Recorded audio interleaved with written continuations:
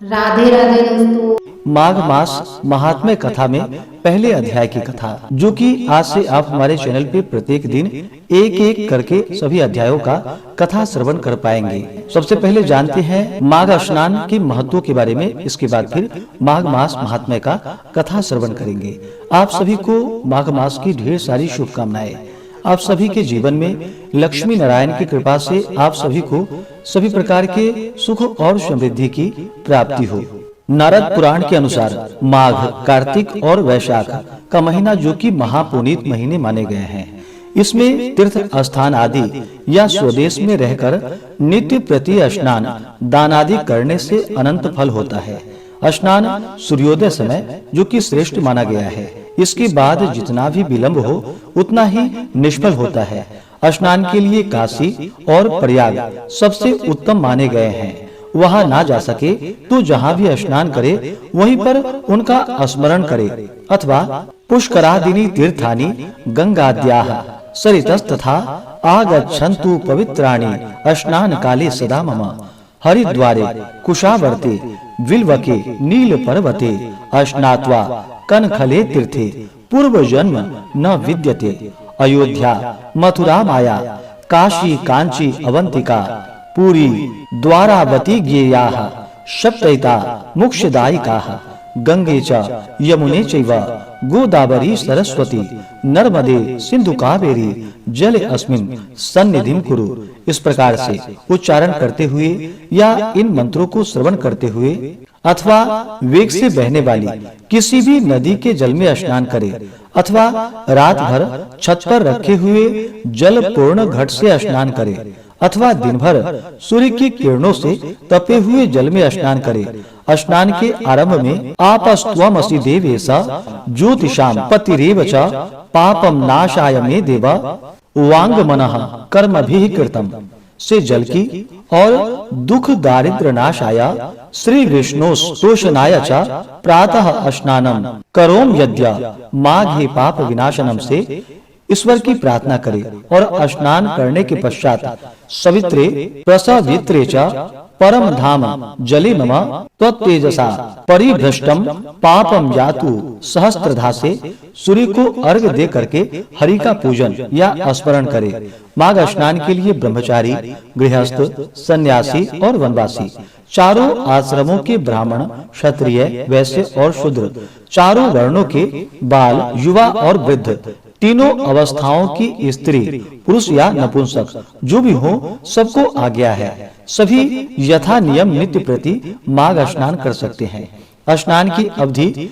या तो पौष मास के शुक्ल पक्ष की एकादशी से माघ शुक्ल एकादशी या पौष शुक्ल पूर्णिमा से माघ शुक्ल पूर्णिमा तक, अथवा मकर राशि पर सूर्य आए उस दिन से कुंभ राशि पर जाने तक नित्य प्रति स्नान करे, और उसके अनंतर जहाँ तक हो सके मौन रहे, भगवान का भजन या यजन करे, ब्राह्मणों को अवारित यानी कि बिना रोके नित्य भोजन करावे, कम्बल, मृग चर्म, रत्न, कपड़े, उपाहन यानी कि जूते, चप्पल, धोती और पगड़ी आदि दे। एक या अधिकाधिक 30 द्विज दंपत्ति ब्राह्मण ब्राह्मणी के जोड़ों को षटरस यानी कि 6 प्रकार के भोजन करवाकर सूर्यों में प्रियताम देवो विष्णु मूर्ति निरंजन से सूर्य की प्रार्थना करे। इसके बाद उनको अच्छे वस्त्र, सप्तधान्य और 30 मोदक दे। स्वयं निराहार, शाकाहार, फलाहार या दुग्धाहार व्रत एवं एक भुक्त व्रत करे। इस प्रकार काम, क्रोध, मद, मोह का त्याग करके भक्ति, श्रद्धा, विनय, नम्रता, स्वार्थ त्याग और विश्वास भाव के साथ स्नान करे तो अश्वमेधादि के समान फल की प्राप्ति होती है, और सभी प्रकार के पाप तथा ताप, दुख और दारिद्र्य दूर हो जाते हैं। तो आइए अब सुनते हैं माघ मास महात्म्य कथा में पहले अध्याय की कथा। तो बोलिए प्रेम से भगवान विष्णु की जय, माता लक्ष्मी की जय, सर्वदेवी देवता की जय। एक समय श्री सूत जी ने अपने गुरु श्री व्यास जी से कहा कि हे गुरुदेव, कृपा करके आप मुझे माघ मास का महात्म्य कहिए, क्योंकि मैं आपका शिष्य हूँ। व्यास जी कहने लगे कि रघुवंश के राजा दिलीप एक समय यज्ञ के स्नान के पश्चात पैरों में जूते और सुंदर वस्त्र पहनकर शिकार की सामग्री से युक्त कवच और शोभायमान आभूषण पहने हुए अपने सिपाहियों से घिरे हुए जंगल में शिकार खेलने के लिए अपनी नगरी से बाहर निकले। उनके सिपाही जंगल में शिकार के लिए मृग, व्याघ्र, सिंह आदि जंतुओं की तलाश में इधर उधर फिरने लगे। उस वन में वन स्थली अत्यंत शोभा को प्राप्त हो रही थी।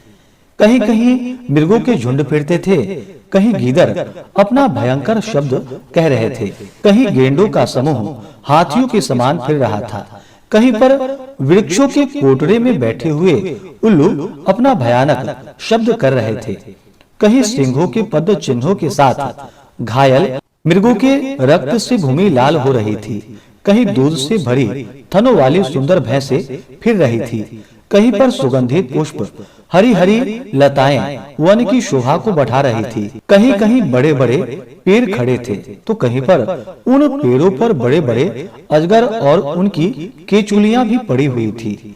उस समय राजा के सिपाहियों के बाजे की आवाज को सुनकर एक मृग वन में से निकलकर भागने लगा और बड़ी बड़ी चौकड़ियां भरता हुआ आगे बढ़ा।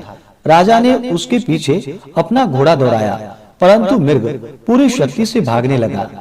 मृग कांटेदार वृक्षों के एक जंगल में घुसा और राजा ने उसके पीछे ही वन में प्रवेश किया, परंतु दूर जाकर मृग राजा की दृष्टि से ओझल होकर निकल गया। राजा निर्जन वन में अपने सैनिकों सहित प्यास के मारे अति दुखी हो गया। दोपहर के समय अधिक मार्ग चलने से सैनिक थक गए थे और घोड़े रुक गए। कुछ देर बाद राजा ने एक बड़ा भारी सुंदर सरोवर देखा, जिसके किनारों पर घने वृक्ष थे। इसका जल सज्जनों के हृदय के समान स्वच्छ और पवित्र था। सरोवर का जल लहरों से बड़ा सुंदर लगता था। जल में अनेक प्रकार के जल जंतु, मछलियां आदि स्वच्छंदता से इधर उधर फिर रही थी। दुष्टों के समान निर्दयी चित्त वाले मगरमच्छ भी थे। किसी किसी जगह लोभी के समान सिमाल भी पड़ी हुई थी, जैसे विपत्ति में पड़े हुए लोगों को दुख को हरने वाली दानी पुरुष के समान यह सरोवर अपने जल से सबको सुखी करता है, जैसे मेघ चातक के दुख को हरता है। इस सरोवर को देखकर राजा की थकावट दूर हो गई। रात्रि को राजा ने वहीं विश्राम किया और सैनिक पहरा देने लगे और चारों तरफ फैल गए। रात के अंतिम समय में शूकरों के एक झुंड ने आकर सरोवर में पानी पिया और कमल के झुंड के पास आया। तब शिकारियों ने सावधान होकर शूकरों पर आक्रमण किया और उनको मारकर पृथ्वी पर गिरा दिया। उस समय सब शिकारी कोलाहल करते हुए बड़ी प्रसन्नता के साथ राजा के पास गए और राजा प्रभात हुआ देखकर उनके साथ ही अपनी नगरी की तरफ चल पड़ा, जिसका शरीर तपस्या और नियमों के कारण बिल्कुल सूख गया था, जो मृगशाला और वल्कल पहने हुए था और नख, रोम तथा केश धारण किए हुए था। राजा ने ऐसे घोर तपस्वी को देखकर बड़े आश्चर्य से उनको प्रणाम किया और हाथ जोड़कर खड़ा हो गया। तपस्वी ने राजा से कहा कि हे राजन, इस पुण्य शुभ माघ में इस सरोवर को छोड़कर तुम यहाँ से क्यों जाने की इच्छा करते हो? तब राजा कहने लगा कि हे महात्मन, मैं तो माघ मास में स्नान के फल को कुछ भी नहीं जानता। कृपा करके आप विस्तार पूर्वक मुझे बतलाइए। इस प्रकार से माघ मास महात्म्य कथा में पहले अध्याय की कथा पूर्ण हुई। तो बोलिए प्रेम से भगवान विष्णु की जय। इसके आगे की कथा जो कि आप अगले दिन दूसरे अध्याय में सुनिए।